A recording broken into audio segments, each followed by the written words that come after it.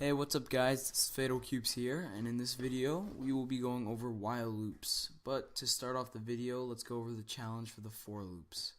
So the challenge was to list all the prime numbers from 1 to 100 without just simply printing them out. You had to use for loops. So because the code is a bit complicated, it's our first real program we've made. I use comments to try to make it more like English. So first of all, in the main method, I created a loop. To loop through all the numbers from 1 to 100, I used I as the variable and kept it less than 100, added 1 to I each time. Then I created an integer variable called factors to keep track of how many factors the number has. If it has more than 2 factors, then the number is obviously composite, because a prime number is any number with only 2 factors being 1 in itself. I use this statement right here. As you can see, there's no squiggly braces, because in code, if you only have one line of code after an if statement, you don't need to use the curly braces. So all this does is if I equals 0 or I equals 1, so either statement will trip this if statement, it's going to send it back to the top and just continue on, because 0 and 1, 1's special and 0 we know is not prime, so we're not even going to test those two. Then I created a second for loop inside of the first one. This one I created a variable j, and it starts at 1. The reason it starts at 1 is because the lowest factor it can have is 1. No, 0 doesn't go into any number. And I said j is less than or equal to I. So let's say we're up to the number 5. So if I equals 5, then j is going to start at 1 and it's going to go through 1 at a time. Does 1 go into, does I divide by 1 have no remainder? If that's so, then that's a factor. So for example, the number's 4. You could test this. 4 divided by 1 have no remainder. Okay, good. Factors add 1. Does 4 divided by 2 have no remainder? Yes. Okay. Add another one to the factors. Does 4 divided by 3 have a remainder? It does. It has a remainder of 1. And does 4 divided by 4 that has a remainder of 0? So there's 3 factors in this case. So your factors variable would be set to 3. Anyway, so like I said, I keeps track of all the numbers from 1 to 100. You go through all the possible factors for I by starting at 1 and going all the way up to I itself. You then see if it divides easily using the modulus. This basically says, is there any remainders? It's going to take I divided by j. If there's any remainders, then this won't be hit, and factors won't add 1. And then at the very end of the for loop, it's going to say if the opposite of factors greater than 2 is true.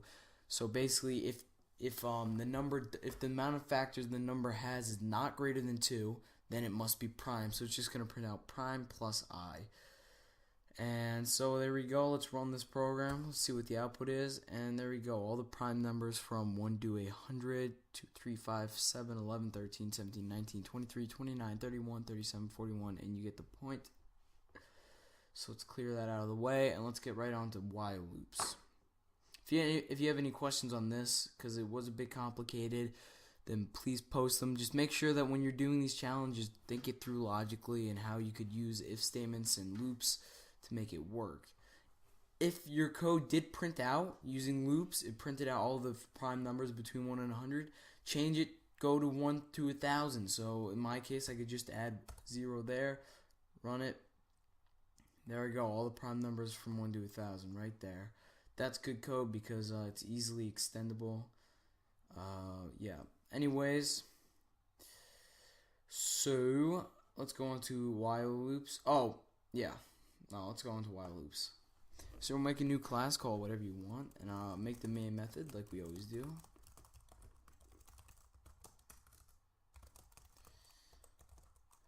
And right here, the syntax for while loop is similar to a for loop, except it's actually simpler. While loops are pretty simple themselves.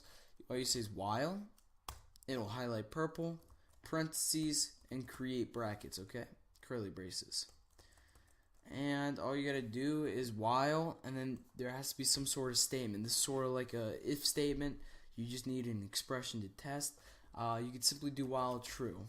But you'll see why you don't want to do while true, because sys out this statement will be printed infinitely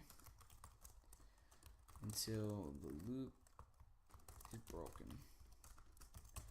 What's basically going to happen is the code's going to get stuck in this loop and the program's never going to end, because it's going to get to this. It's going to say while true. Okay, that's always true. The statement true always comes up to true.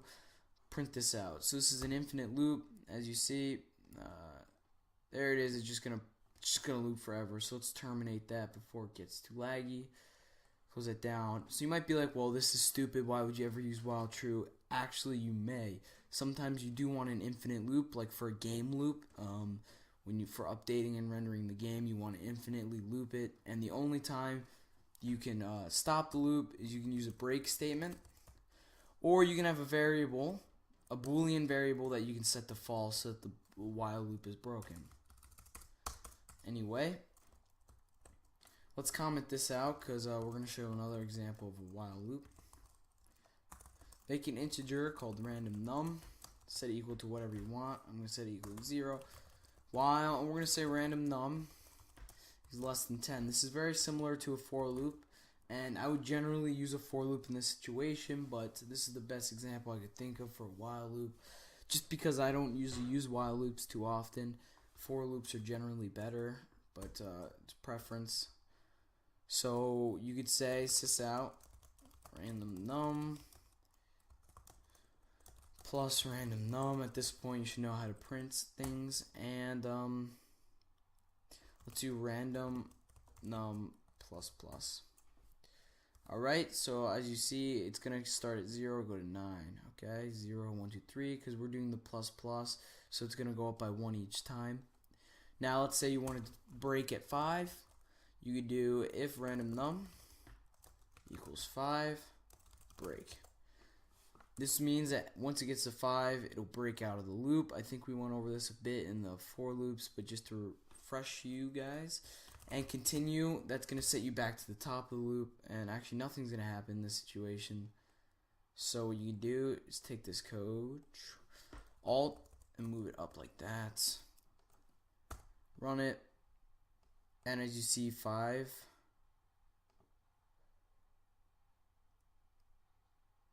Yes, okay, so anyway. Oh yeah, so what happened actually here is important to know. Actually, it happened a bit differently than I expected. It got stuck on this because what happened was, unlike a for loop that adds 1 each time no matter what, a while loop, I'm only adding it at the bottom. So once it got to 5, it said, okay, continue, go back to the top. It got to this line of code, okay, 5, back to the top, and it just kept getting stuck here. So this won't work well with the for. This is with the while loop, so this is why you use a for loop. You generally don't use continue statements in a while loop. But anyway, that's it for this tutorial. Quick one. While loops are pretty simple. You won't see it much in the code encoding, but if you do, this is what it'll look like. It just has one expression here, and then repeats the code inside of it as many times until this becomes false. So I'm going to cut away to the challenge and see you guys there. Hey guys, I'm back, and the challenge for the while loop, I couldn't think of a great one, but this should be good enough for you guys. Basically, you have to create a program using a while loop that takes in, there's one variable that you need, you can call it random num, input whatever you want, and whatever that number, that's going to be the max limit, whatever.